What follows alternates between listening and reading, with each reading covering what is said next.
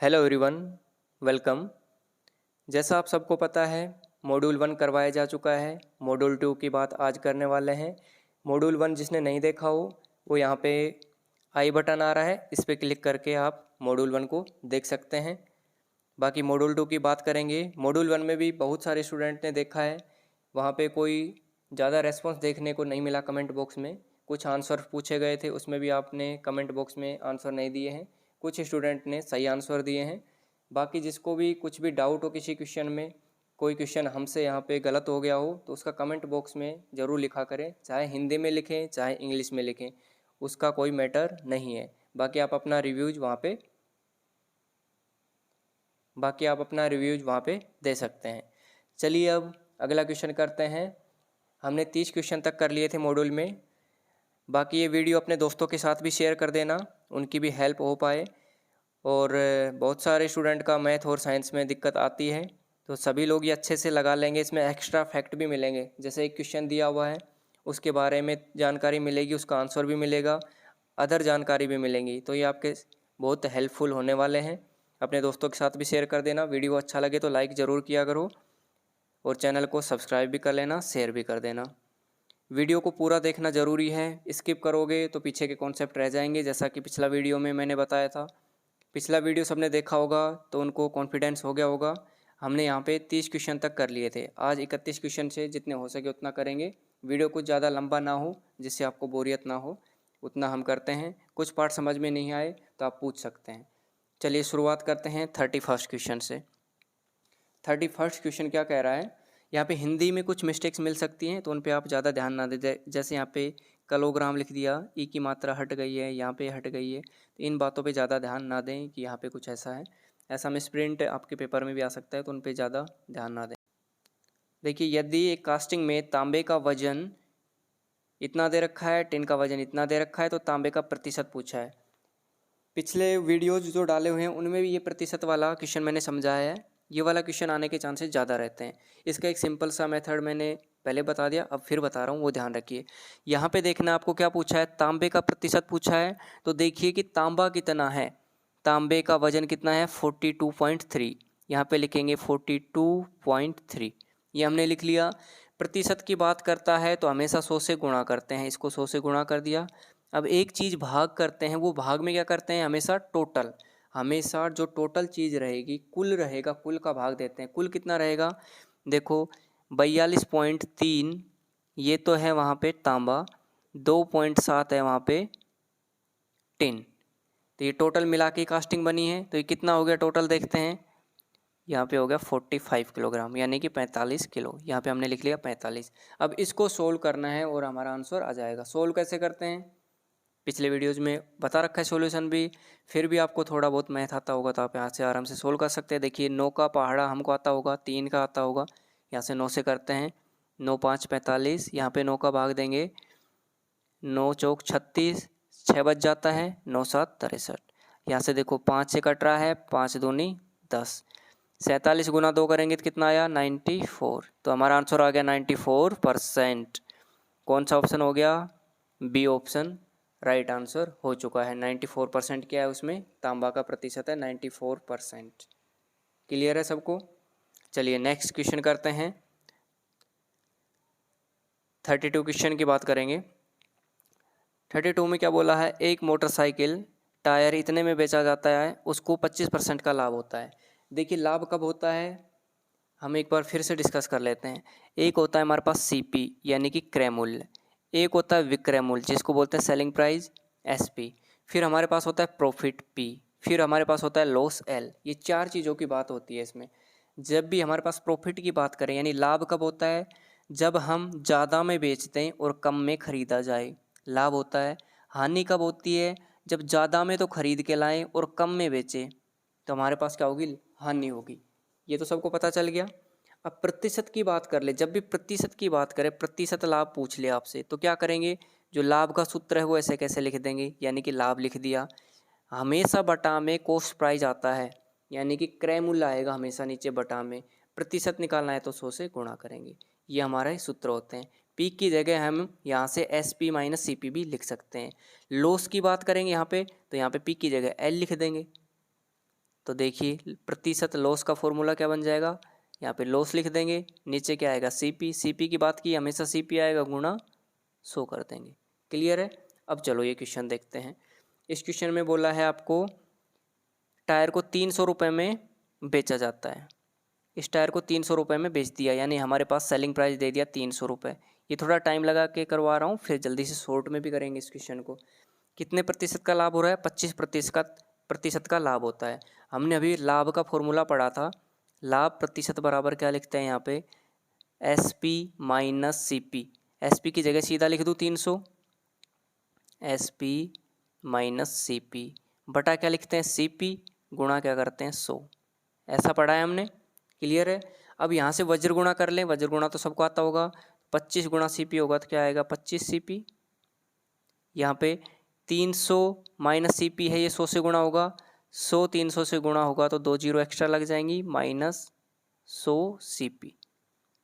इतना क्लियर है, minus 100 C P. अब ये 100 सी पी इस साइड में जाएगा तो कैसा हो जाएगा, प्लस का हो जाएगा, यानी इधर कितना हो जाएगा 125 सी पी, और इधर कितना है हमारे पास 30,000। इतना समझ में आ गया। इसको यहाँ पे ऊपर सोल्व कर देते हैं। देखो सी पी यहाँ पे रह जाएगा, यहाँ पे कितना है 30,000, तो हमने लिख दिया 30,000, भाग कितने का देना है 125 का, 125 भाग में चला जाएगा इधर नीचे।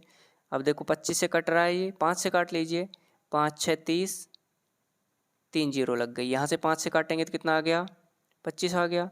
डायरेक्ट 25 से भी काट सकते हैं आप, फिर भी आपको पहाड़ा ना आता हो तो देखिए 5 से कट गया, फिर इससे 5 से काटेंगे तो 12 आ गया, फिर लास्ट वाला 5 इससे कट जाएगा, कितना आ गया 5 दूनी 10 हो गया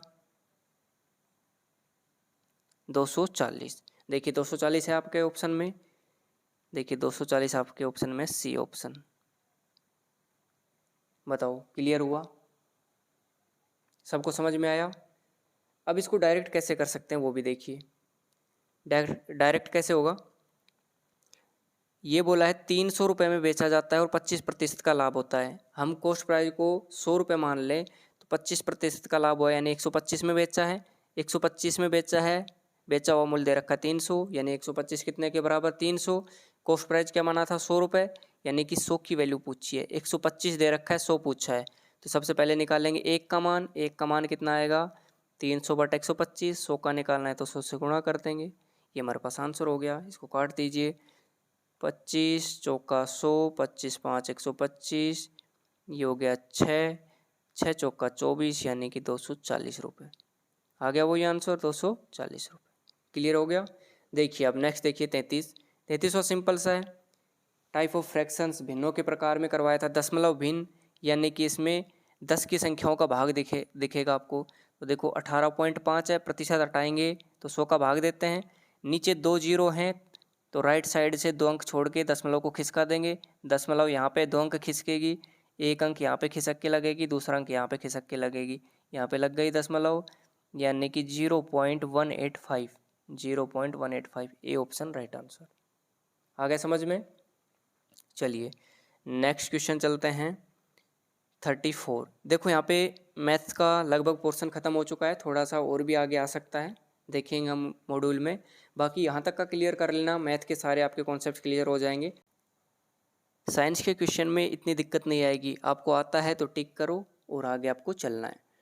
देखिए 34 क्या है, which one of non metal, इनमें से कौन अधातु है, यानी कि जो धातु नहीं है वो बताना है आपको। तो देखिए ग्रेफाइट यहाँ पे धातु नहीं है, बी ऑप्शन राइट हो जाएगा। पारा धातु होता है, ये याद रखना है आपको, पारा धातु होता है। पीतल तो आपने धातु सुनी है, लोहा भी धातु होता है। आंसर क्या हो जाएगा हमारे पास, आंसर हो जाएगा बी ऑप्शन ग्रेफाइट। ग्रेफाइट आपने सुना होगा कभी, पेंसिल में भी ग्रेफाइट का यूज किया जाता है, यानी कि धातु नहीं होती है।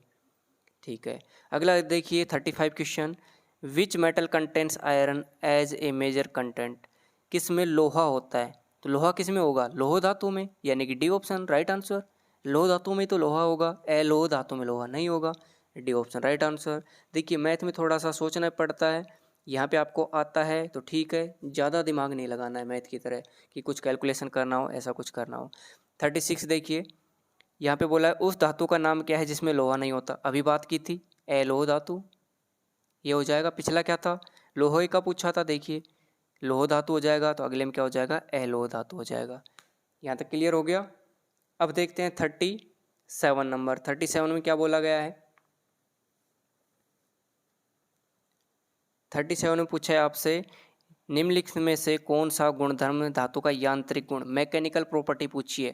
मैकेनिकल प्रॉपर्टी क्या होती है, डक्टिलिटी मैकेनिकल प्रॉपर्टी होती है। यहाँ पे कोरोजन लिखा है, ये केमिकल प्रॉपर्टी। तो इस टाइप से आप देख लेना, ये क्या है, फिजिकल प्रॉपर्टी। तो ये सभी आपको ध्यान रहनी चाहिए, मेटल्स की प्रॉपर्टी कौन सा फिजिकल है, कौन सा केमिकल है, कौन सा मैकेनिकल है। तो यहाँ पे तन्यता क्या है, मैकेनिकल है। तन्यता के बहुत सारे क्वेश्चंस बनते हैं डक्टिलिटी के, वो आपके अभी यहाँ पे भी कवर हो जाएंगे, आगे कवर होने वाले हैं। तो आंसर क्या हो जाएगा, बी ऑप्शन राइट आंसर। एक फ्यूजिबिलिटी आपको ध्यान रखना है। फ्यूजिबिलिटी देखो नाम से लग रहा है गलनीयता, यानी गलन होगा, गलेगी चीज़ें, यानी कि यहाँ पे धातु गलेगी।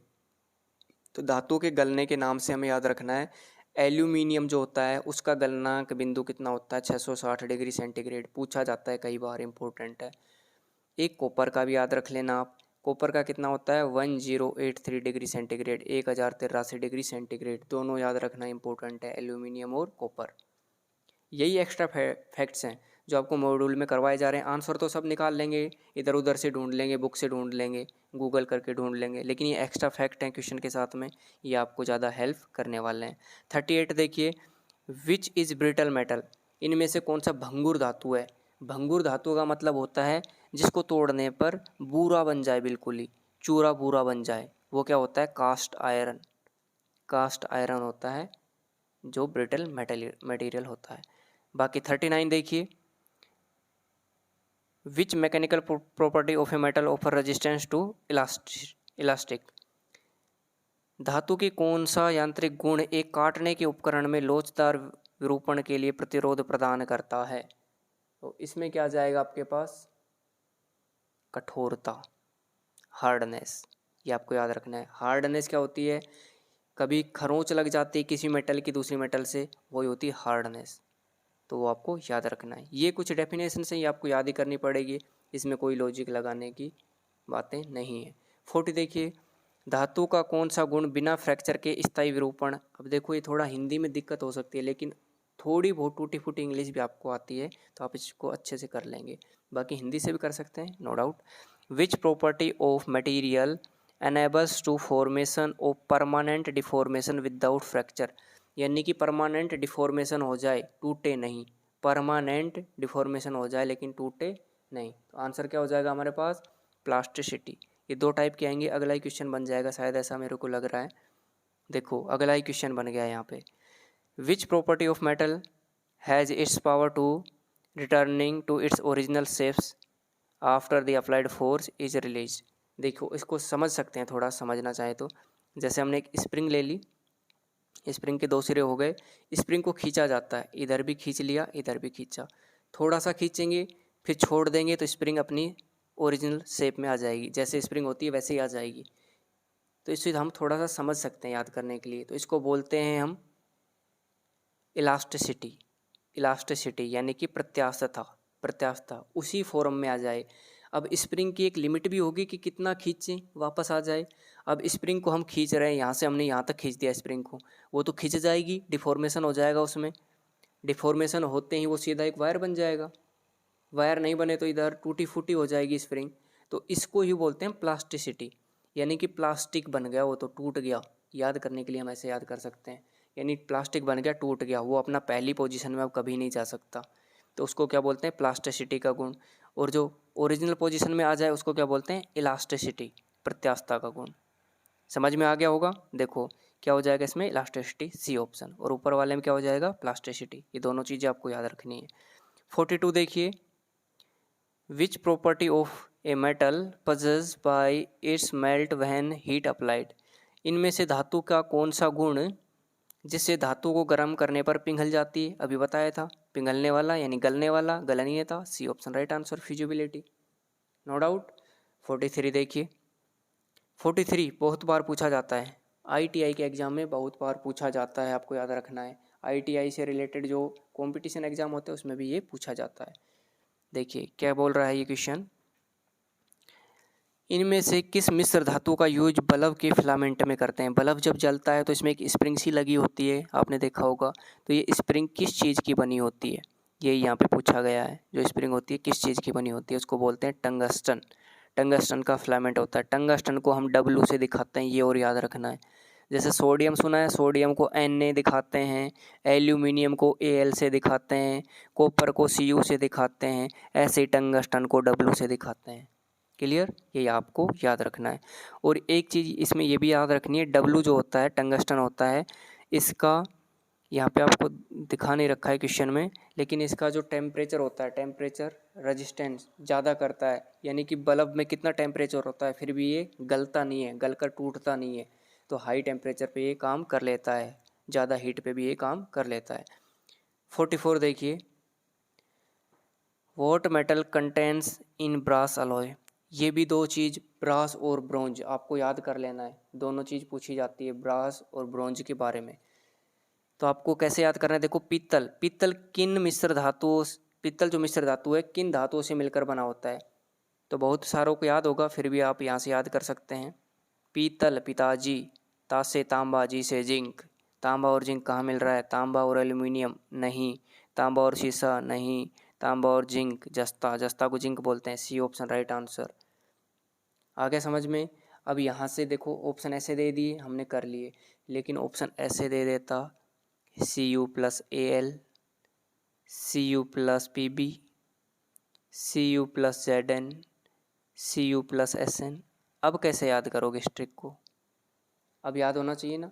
अब भी काम चल जाएगा, थोड़ा बहुत आपको आता है तो। देखो पीताजी, पीतल, तांबा और जिंक से। तांबा, तांबा यानी कॉपर, कॉपर को किससे लिखेंगे? Cu से, यानी कि Cu तो सब में है, सही है। पीताजी, जी फॉर जिंक, जिंक, ए से तो जिंक बनेगा नहीं, Pb से भी जिंक नहीं बनेगा, Sn से भी जिंक नहीं बनेगा, Z से जिंक बन सकता है। तो यहाँ से भी आप इसको सही कर सकते हैं। ये दोनों चीज़ आपको याद रखनी है। अगला देखिए, यहीं से बता देते हैं आपको। ये तो हमारा हो गया यहाँ से ब्रास। एक होता है ब्रोंज। तो ब्रास और ब्रोंज दोनों को आपको याद कर लेना है। ब्रोंज किससे मिलकर बना होता है? ब्रोंज मिलकर बना होता है कॉपर प्लस टिन। टिन को हम लिखते हैं Sn से। टिन को किससे लिखते हैं? Sn से। ये आपको याद रखना है।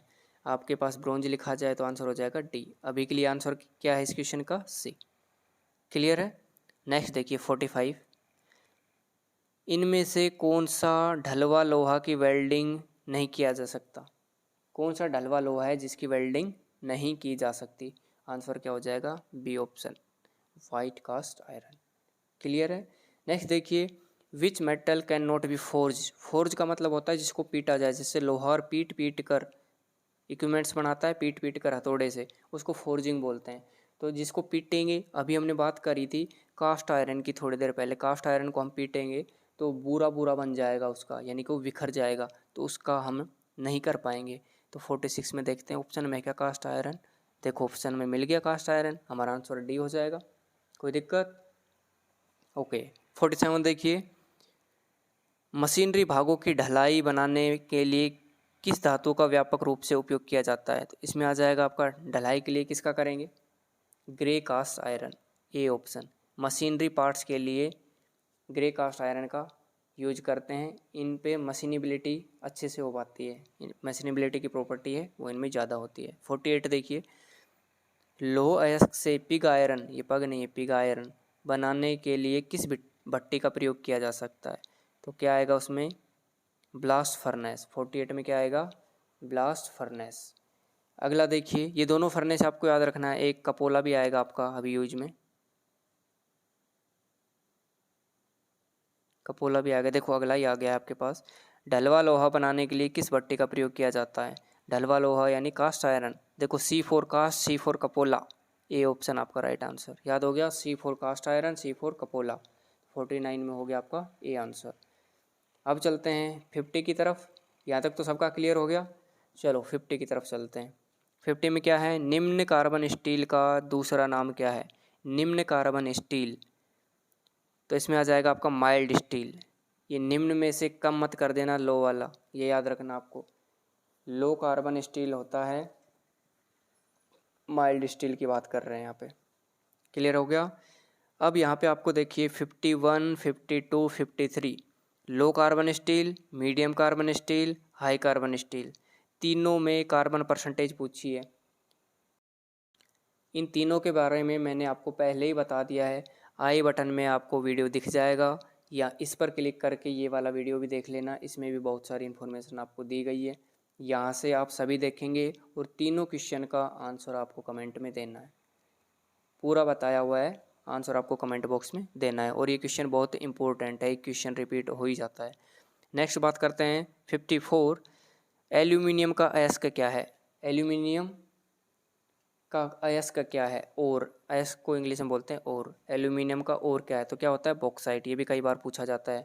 अब बॉक्साइट का फॉर्मूला पूछ ले, वैसे पूछा नहीं है फिर भी मैं बता देता हूँ, कभी पूछ लिया जाए गलती से तो आपको याद रहना चाहिए। बॉक्साइट क्या होता है, एल्यूमिनियम है तो एल्यूमिनियम तो होगा इसमें Al2O3.2H2O। क्लियर है। अब ये हेमेटाइट की बात कर ले, ये किसका अयस्क होता है, लोहे का, लोहा। इसका सूत्र क्या होगा, Fe2O3। ये भी क्लियर।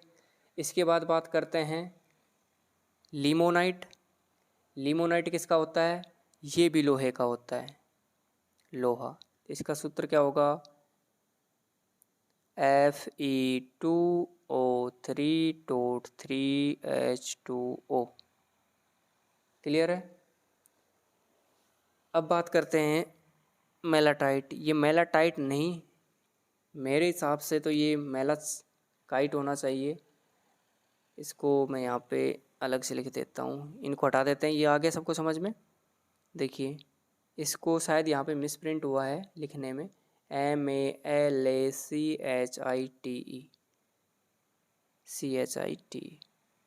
मेलाकाइट। ये होता है मेलाकाइट, मेलाटाइट नहीं होता। इसका सूत्र क्या होता है, ये कॉपर का अयस्क होता है, पूछ लिया जाए तो Cu2CO3 का होल ट्वाइस। ओके चलिए नेक्स्ट क्वेश्चन चलते हैं 53। इसका आंसर आपको पता चल गया, बॉक्साइट, एल्यूमिनियम बॉक्साइट। 55 की बात करते हैं। यहाँ पे धातु का वह गुण जिससे बिना टूटे तार के रूप में तन्यता, डक्टिलिटी की बताया था, बहुत सारे क्वेश्चन बनते हैं इस पर, तो डक्टिलिटी हो जाएगा। अगला क्वेश्चन है निम्नलिखित में से कौन सा एक कुचालक है। कुचालक तो पता है आपको, कंडक्टर और इंसुलेटर दो चीज़ें होती है। कंडक्टर क्या होगा, कंडक्टर यानी कंडक्ट करेगा, यानी इलेक्ट्रिसिटी जिसमें से जाएगी।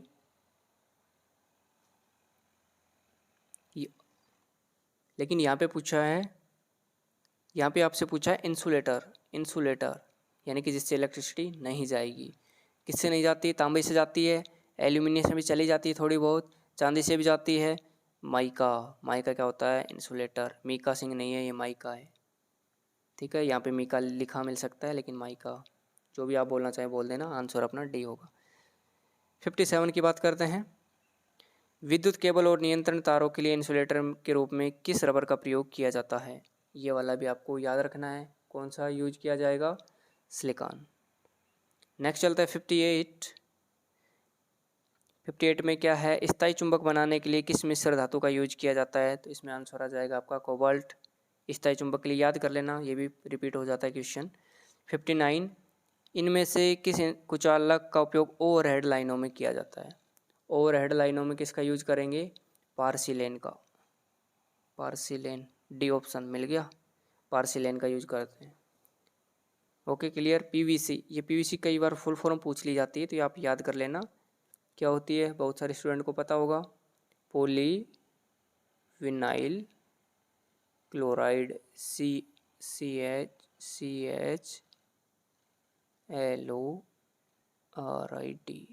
पॉलीविनाइल क्लोराइड, ये आप याद कर लेना। देखिए 60, स्विच बनाने के लिए किस कुचालक सामग्री का प्रयोग किया जाता है। कौन सी कुचालक सामग्री का प्रयोग किया जाता है, बेकेलाइट। स्विच होते हैं वाइट जो कलर के बने होते हैं, तो ज़्यादातर बेकेलाइट्स के बने होते हैं। इसके बाद 61, प्रतिरोध का वह गुण जो उच्च वोल्टेज के आने पर टूट जाना चाहिए या पंचर हो जाना चाहिए, यानी कि टूट जाए, कब टूटता है, किस प्रॉपर्टी के कारण टूटता है, उसकी बात करें, वो क्या होता है, dielectric strength, dielectric strength. 62, किस मिश्र धातु इस्पात का उपयोग कीमती उपकरण बनाने में किया जाता है? कीमती उपकरण में इसमें आएगा आपका इनवार स्टील, ये भी याद कर लेना, कई बार रिपीट हो जाता है। सी ऑप्शन राइट आंसर। 62 के बाद चलते हैं 63। 63 में क्या है? रेती और कोल्ड छेनी, यानी कि जो रेती होती है, छेनी होती है, फाइल सुना होगा, फाइलिंग चीजल्स होती है, ये किस स्टील से बनती है? स्टील से तो बनती है, लेकिन कौन से वाले स्टील से बनती है? स्टील के टाइप हमने देख ही लिए, कौन से वाले स्टील से बनती है? तो इसमें क्या आंसर आ जाएगा? High carbon steel. High carbon steel के यूज से ये बनती है। क्लियर है? अभी इतना ही रखते हैं, वीडियो ज़्यादा लंबा हो जाएगा। इतना वीडियो आप सभी देखना, देख ही लिया होगा, यहाँ तक आ गए हैं तो आपने वीडियो पूरा देखा होगा। नहीं देखा है, स्किप करके आए हो तो पूरा वीडियो देख लेना, काफ़ी फ़ायदेमंद होने वाला है। इसमें हमने ज़्यादातर साइंस का पार्ट कवर किया है। अगला जो मॉड्यूल 3 डलने वाला है उसमें भी हम साइंस को ही कवर करेंगे।